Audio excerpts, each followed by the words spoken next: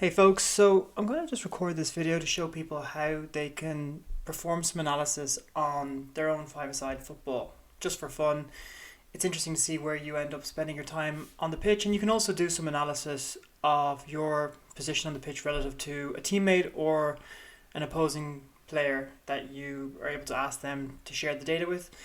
It all stems from a post on Twitter that had someone asking for their brother's five-side data to be, put into analytics form or fashion. So is the way now with all football and stats and all those things that are happening at the moment. So it's really easy to do yourself. This is one of the examples I posted when I was, looking at the thread. I built this in a matter of minutes to show myself playing football relative to my friend on the other team. And was able to visualize it and animate it in this way, and it's just an interesting take on how people move about the pitch, where they spend time. There's two assets I shared. I shared that first one, which was a moving playback, and then there was the heat map, and then I just uploaded onto my Strava as a picture so that people can see it. Or I've got a couple of people on there that follow football related things and people I play with, so you can see here. If I'm playing from left to right, kind of preferring the left side of the wing, that's where my hotspot is. So I'm going to go through some of those steps today to show you guys how to do it yourself. Again, it's incredibly useful and interesting and very easy to do. The first thing you're going to need to do is you can download Tableau public, and this is visual analytics software. Typically corporations and large businesses purchase this as a product to use to help their businesses see and understand data better within the organization. And this is available for free for personal use, and for use cases like this, it's completely available for free, and you can go ahead and download this from public.tableau.com. Eventually you'll find somewhere where you enter your email address and you download it. Totally fine. Once you have that downloaded, you can then export your Gpx or your TCX files from your Strava, Garmin, FitBit, whatever it is you use to record your training data. It doesn't matter if you set the activity to be running, walking, cycling, whatever. This is the general format for all those activities. And I've got two of those here today. So I've got my friends who he generates his Gpx from a Garmin, and I myself generate my Gpx from a Fitbit. So two varying platforms to show you how it works, and then how to ultimately visualize that in Tableau. So let's go ahead and convert these files. That's the first thing we need to do. Gpx is not a format that Tableau can understand. It's a geographical file format for satellite and positional data. But we can easily find something online to change that. So if we do Gpx to CSV, so CSV is like an Excel file. We can do that, and you can see I've already been to a few before. Now it is worth noting that some of these converters you can only use once per day, and some of them allow you multiple times a day. So if you find one, I think this one is the one that works once a day. If you find this and it doesn't work the same day, just move on to the next one and you'll find another one. They're really easy to find online. So what you want to do is you want to upload your Gpx files, so you can browse to that location. I think I can just drag and drop these from here and just pop them into this window, and they get uploaded. So I've got my two files. I can hit continue. So it's going to import my Gpx data, mine and my friends. And really you can just leave it like this, and you can just simply go convert now.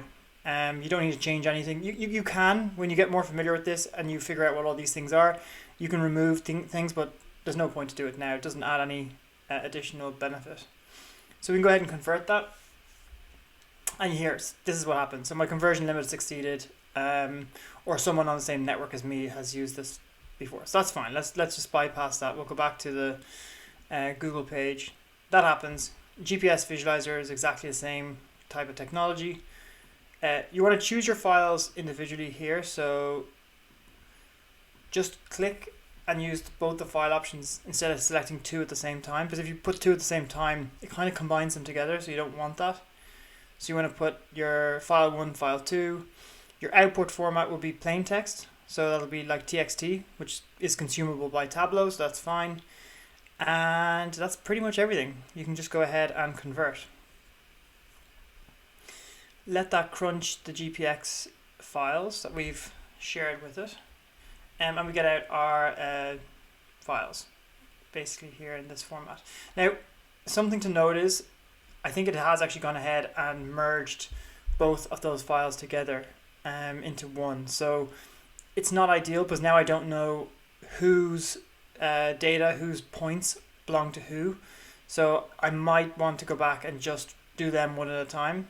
So if I do mine first, for example, convert that. Now I've got this, I can download this and I can label it as my data. So I can copy that if I find where that is. Yeah, and I've got that over on my other window here. So let's bring that across and put it into the Fitbit folder, Fitbit football folder. So this one's my one. So I can just simply rename this one as CF, my initials. I can go back and then do BM. Whoops, went back too far. Close off my file, choose the other file, which would be BM. And again, converted from or created from a different type of device, a Garmin, but it's totally fine. Hit convert on that, and we'll get the output for BM. So it's really like these files are pretty straightforward. There's nothing major to them. They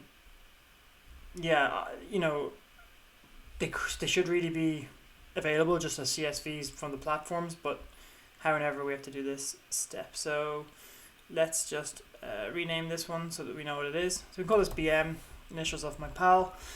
And then we've got the two plain text files. So what we need to do now is just jump into Tableau. And when you download Tableau and you've registered your Tableau public free version, that's fine. You'll get a window like this. What you want to do is connect to data, jump to text file. If you do convert to CSV, it's also a text file. So CSV or .txt files will just be text file. So you can just select this one. You'll see that it won't let me choose the Gpx because it's just not a file format that fits the text file range. So you got txt, CSV, tab, tsv, fine.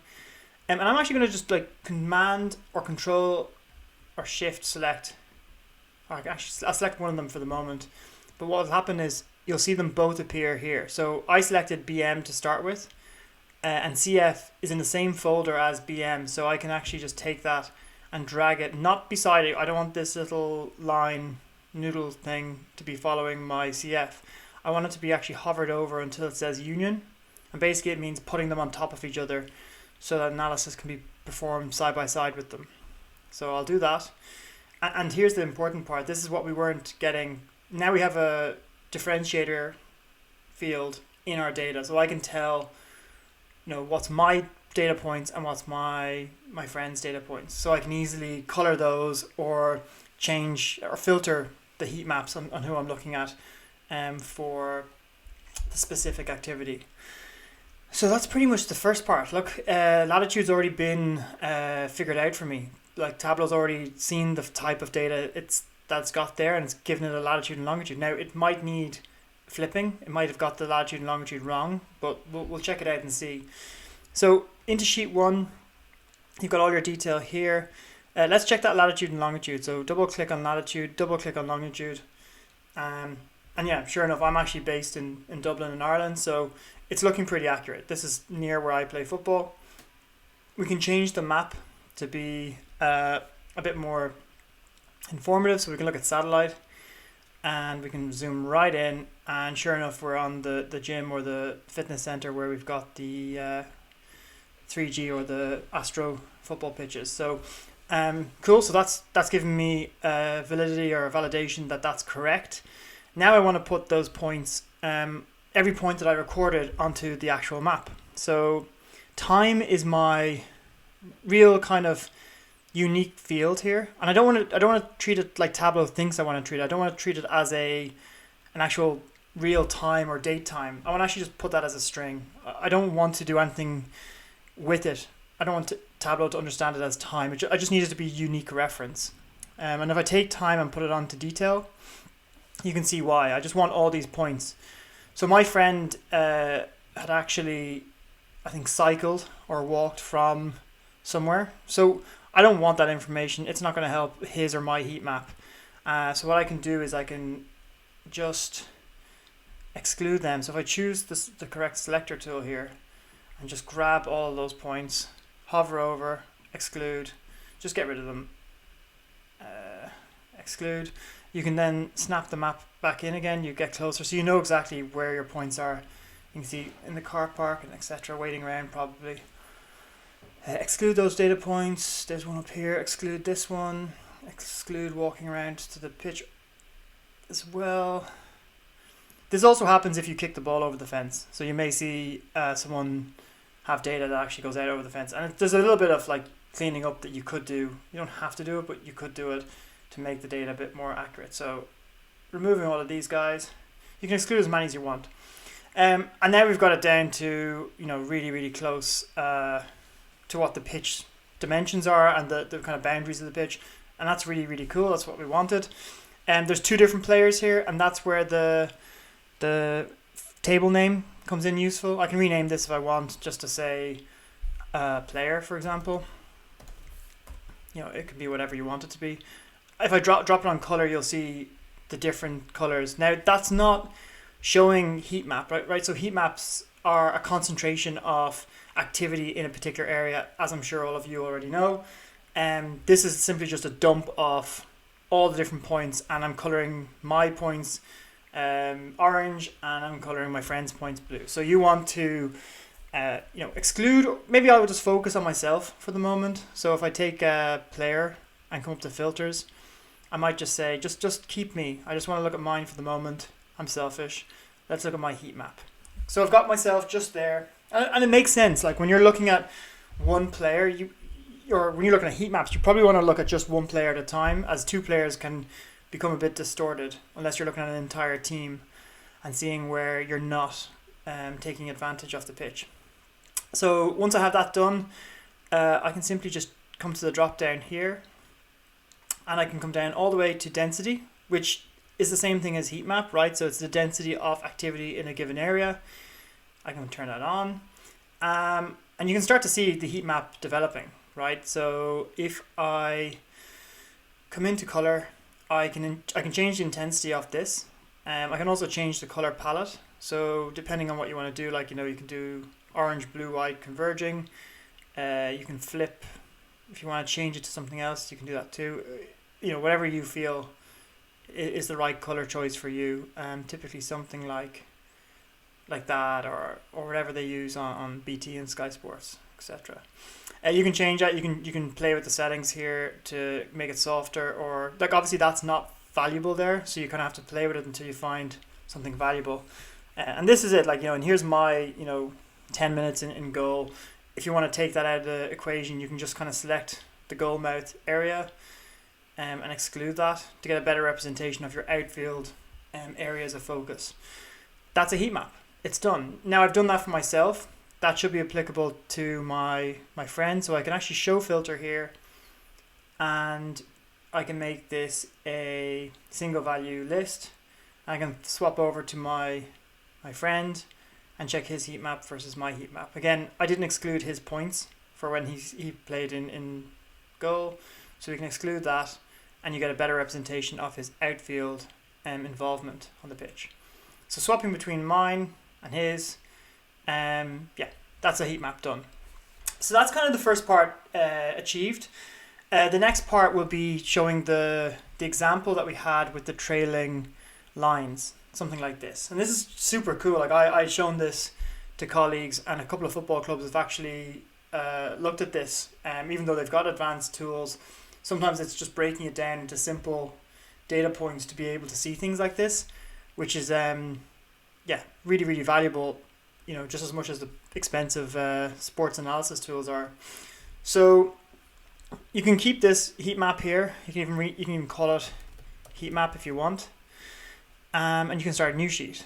Now it's the same type of thing we want to do. We want to do latitude, longitude, and we want to then put the time onto detail. We're going to zoom in, You see the filter here like this.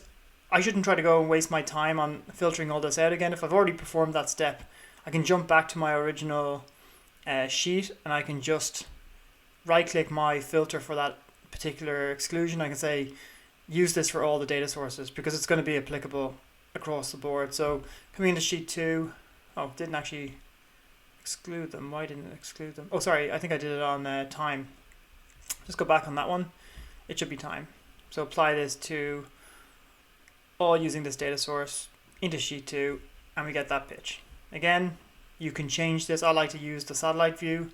So map layers, come over to the satellite view and you've got your pitch and your boundary and it's all really indicative. So brilliant. So that's pretty much the starting point. The next point is take your player or your table name onto color. So we get the distinction of the different colors. And now we can just put time onto pages. And what we want to do is we want to show the kind of stepping through time as to where the point was on the pitch. So the time is obviously linear and we're going from, let's say, the top of the hour all the way through to the top of the next hour when the next team come in. But we can actually play through this. So this at the moment is just showing my pal. Now I've joined the picture, and what you'll notice is there's actually flashing happening for the blue player because we've actually got a mismatch of number of points that the data is actually returning, right? So the orange is more consistent. It's actually giving us a location on the pitch every second, whereas the blue player is actually, every couple of seconds, right? So it's kind of a little bit like off. So we can stop that. We can investigate that. We can hold this sheet for a moment. We'll come back to it. But we can just quickly take out time. We can add all the different time points. We can put player on the top so we can split this by player. And straight away you can see ABC basically means there's some data there, but it's latitude and longitude in reality. But if I put that in text, you see there's times when the blue player has data and the orange player doesn't, and vice versa, right? But what I want to do is I want to make sure that for smooth transition and animation, I only want times when there's records for both. I don't really care too much about it. The interesting thing here is that between Garmin, the BM player, and Fitbit, mine in CF, Fitbit actually records more consistently. If you look, I've got a data point every single second compared to my friend's Garmin, which is, at best every other second. So it's interesting to see that difference between the different brands of sports gear and watches. I don't know why. I would have expected Garmin to be a lot more granular. I think there are settings that you can set to make this more granular. We've looked into it, but we haven't tested it, obviously because of lockdown and COVID have stopped us playing football. But we can filter this out. We can build a calculation really quickly. I'm not going to explain the logic in this calculation. I'll try to as I go along, but I'm not going to dive into it. I'm simply going to call this calculation. Let me show you how to do that again. You can come to this little arrow over here, create calculated field. I'm going to call it filter. And what I want to do is, this is one of the most complex things you can do in Tableau. So I don't want to dive into it and teach you everything about it, but you can follow the same thing as I'm doing. I want to fix on every single time. So for every single time, right? So I say time. I want to find out when they match or when there's a null in the space. And when there's a null, I want to return 1 or return something. So I can use it as a filtering option. So I can say fixed on every time. So for every single time, check to see. Now, I always have to put some aggregation there. So I'm going to put some, and I'm going to say if null, then 1, 0, and then I'm just going to close that up with some of the right parentheses. Don't need to know too much about this. If you can copy that and make that fit with what you've got, perfect. That's all you really need. And I'm going to hit apply. Now, once I've got that filter created, I can drag it up onto, so I can drag filter from here. You can see a little equal sign beside the hash. Bring it up here. Actually, straight away I can just say all values and hit OK. It's OK for the moment, but I want to change this from being a green pill to being a blue pill, and I want to say exclude 1. So exclude 1, and now I get a situation where I've got a nice consistent matching of data points between all my different timestamps and the player data. Perfect. So I can now use that filter across, I can actually use it across everything using this data source. And if I go back to my sheet here and play this, you see now you've lost the flickering of the blue player because we've got data points for every single point. So each player shares a location on the football pitch at the same time. So that's pretty much that. Now you can customize and play with this a little bit more to get that trailing feature that I had over in this example. So you can choose how many points you want to follow and the kind of fade effect. Just come down over here to show history, show both, and you can say show me the last 5, and marks to show for history all, and you're done. Now you've basically got data points for the last 5 positions on the pitch. So you can see like the blue player right there is probably doing his stint in goal as the orange player is continuing to play. Then the orange player goes into goal, and this is an entire 45, no, it's like an hour game I think, but depending on how long we play, orange gets out of goal quicker than blue, running around the pitch. Now blue's out and they play on the game. You can do this with as many different data points as possible. You can create teams, so you could have all the orange players be orange and all the blue players be blue, and you can see the relative positions. You could even go further and do advanced calculations to calculate the distance between any player at any given time. And what that might tell you is who's avoiding who, or who likes to be close to who, or are you marking the person you're supposed to mark.